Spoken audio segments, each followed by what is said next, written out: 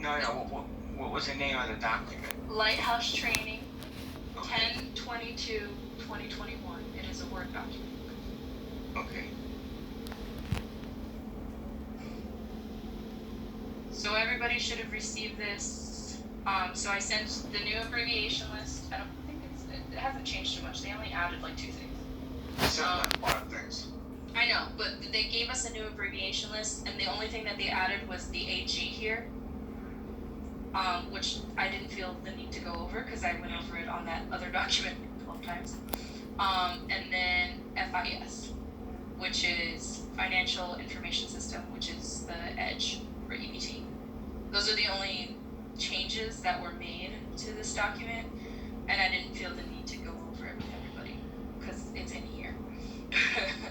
All right, so we all know what family-related Medicaid is, right? Yes. Okay, so family-related Medicaid, these are the categories: children from 0 to 18, pregnant women, parent or caretaker of minor child, individuals under the age of 21, former foster care individuals, someone who is 65 or older, disabled or blind. This right here is the category that it starts with. Anything that's Medicaid, category starts with the letter M. This is a reference to what we look up in Florida, okay? So I'm actually... I got a quick question that may help for all of us, especially for me. When we're taking an application and we're going over what do you need, the food stamps, Medicaid, which category for Medicaid do we choose for someone that's like 30 years old, not disabled? Yeah, that's a good point. Family-related Medicaid. Okay, I don't think I've ever noticed that. Right here. So it's the... Oh, It parent. doesn't... I see. Okay, parent, caretaker, or minor children. Okay. Yeah, so we would choose family-related Medicaid. But that's if they have a kid, Jonathan. No, You're saying but that they we don't would have a still kid? choose family-related Medicaid because we don't know necessarily their situation and they don't fit in any other category. So you would choose family-related Medicaid. And that is the one that says parent, caretaker, Correct. minor children. Correct. Individuals. Thank you. Yeah. When in doubt, always choose that one. Okay.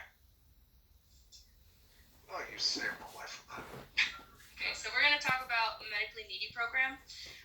This is also called share of cost. So Medically Needy program is a month-to-month category for individuals who meet the technical requirements for Medicaid, but whose income exceeds the limit. This benefit is commonly known as share of cost, and it refers to the amount of medical bills which the individual enrolled in the Medically Needy program must incur in any given month before the coverage may be authorized. So this category starts with N, okay? So basically, they have a deductible that they have to meet before they can get full Medicaid, okay? So if the deductible is $750 a month, they have to meet that $750 a month deductible before that full Medicaid can kick in. And this is on a month-to-month basis, okay?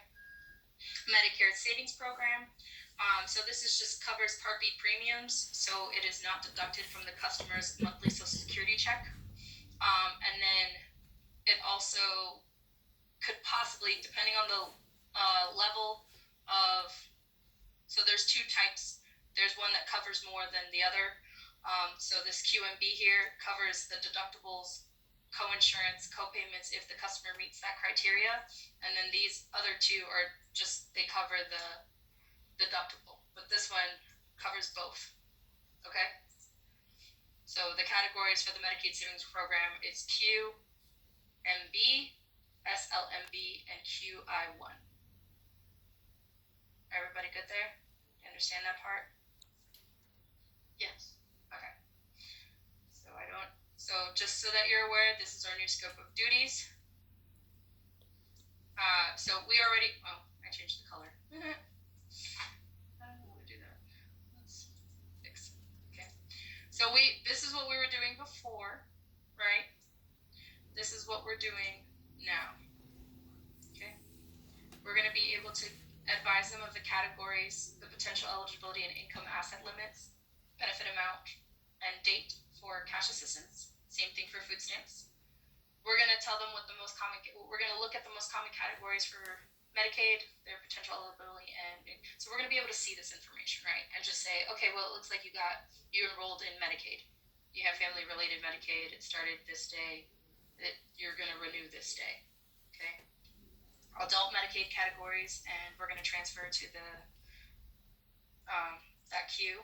This will be added to your transfer numbers. We're going to help request a Medicaid Gold Card. We're going to be able to tell them their application status, their case status, the case denial reasons, when they have to do their renewal, right? Eligibility review dates, general EBT inquiries, and we're going to go over frequently used phone numbers. I don't necessarily think I need to go over that with you guys, but I will if I have to. Okay. So, I hope DCF is paying Lighthouse more for doing all that. well, this was always in the contract. So Oh, this is okay. already something that you guys were supposed to do. They just wanted to implement it in a step-by-step process because they didn't want the agents to be overwhelmed, which doesn't matter either way. They're overwhelmed. No, I'm glad they did that because I feel better that they did that because I think if they did that all at once, I would have been terrified.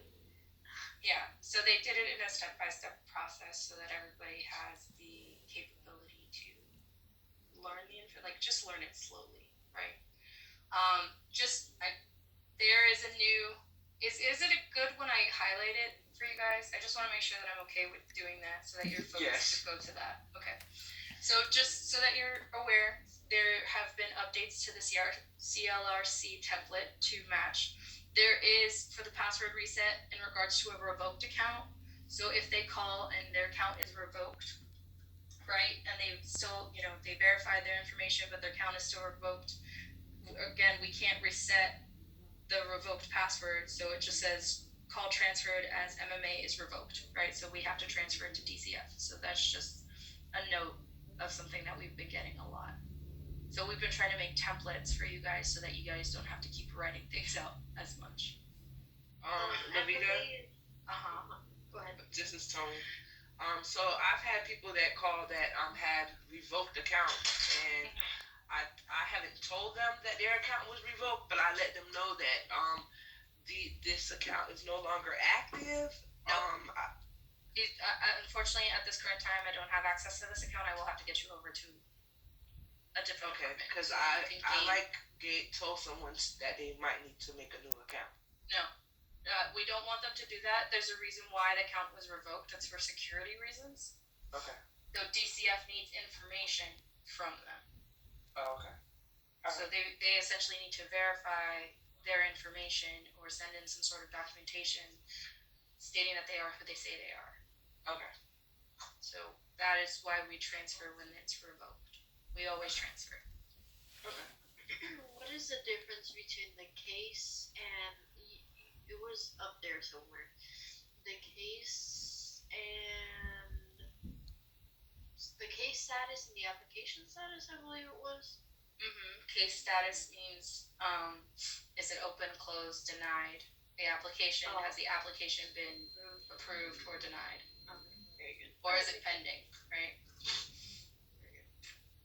So, I don't want to do that. My access account. Sorry, I'm trying to go to the pages where, because this is literally just all one document and it has everything. Right here, just so that everybody's aware of the address validation, this is where that person, when they log in to their account, would verify their address. So if the address that they need to, once they do their login, the address that needs to be up, it'll give them the opportunity to update their address when they log in every single time to their My Access account. How long does the information saved application remain on the self-storage portal or My Access account? This was a frequently asked question here. And then just the information is never removed or deleted from the web application. So if they start it, right, and it's connected to their My Access account, it'll never be removed. All they have to do is just log in and then resume application. All right, Florida system. I already know these codes. Does the application if let's say they don't renew it by the time they're supposed to renew it and months have passed, it'll close, right? Correct. Yeah. Everybody good with the CLRC template and the AAID? You still know how to use that? This is where I was getting confused at.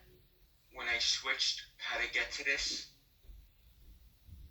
type of screen, that's where I was getting confused at.